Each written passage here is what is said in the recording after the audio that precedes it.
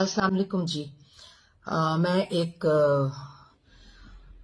اہم وجہ سے اس وقت میں یہ ویڈیو بنا رہی ہوں. میں نے کبھی بھی اپنے گھر کے بارے میں گھر کے معاملات کو اس طرح سے ڈسکس نہیں کیا تھا، لیکن مجبوراً مجھے یہ آپ سب لوگوں کو بتانا پڑا ہے جو لوگ نیہا کی پوسٹ پر مجھے گالیاں نکالتے ہیں.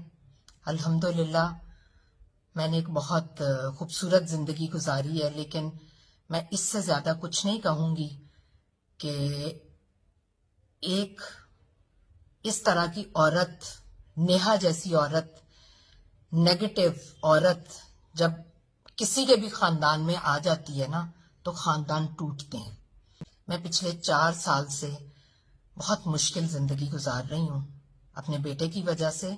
یہی سوچتی رہی کہ میرا بیٹا کیسے زندگی گزارے گا ایسی عورت کے ساتھ. میں ڈیٹیل میں نہیں جانا چاہتی، صرف ڈیٹیل آپ یہیں سے اندازہ لگا لیں گے جو میں یہ ویڈیو بنا رہی ہوں. بہت پیجز نے ہمیشہ اس کی پوسٹ کو اٹھایا اور شیئر کیا، اور میں خاموش رہی، میری بیٹی خاموش رہی، کیونکہ ہماری کہی ہوئی بات بہت جلدی وائرل ہو جاتی ہے.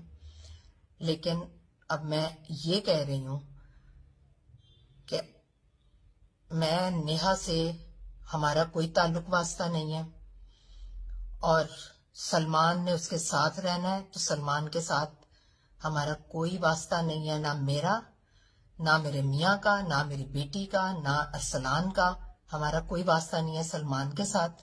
اگر وہ سمجھتا ہے کہ اس کی بیوی اس کے لیے اگلی زندگی میں سکون اور عزت کا باعث رہے گی تو میں دعا کرتی ہوں کہ وہ رہے، لیکن سلمان کے ساتھ میرا کوئی واسطہ نہیں ہے.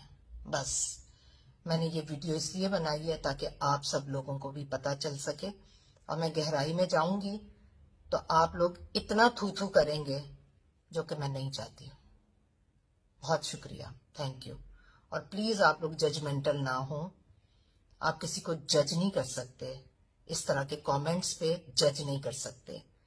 اور میں یہ نہیں کہہ رہی کہ آپ ون سائیڈڈ فیصلہ کریں، نہ ہی میں کسی کٹہرے میں کسی کو کھڑا کرنا چاہتی ہوں. میں صرف یہ کہہ رہی ہوں کہ سلمان اپنی بیوی کے ساتھ رہنا چاہتا ہے تو سلمان رہے، لیکن میرا سلمان سے اور اس کی بیوی سے کوئی تعلق واسطہ نہیں ہے. ایک ماں جب یہ لفظ بولتی ہے تو آپ سمجھ سکتے ہیں. ٹھیک ہے، تھینک یو.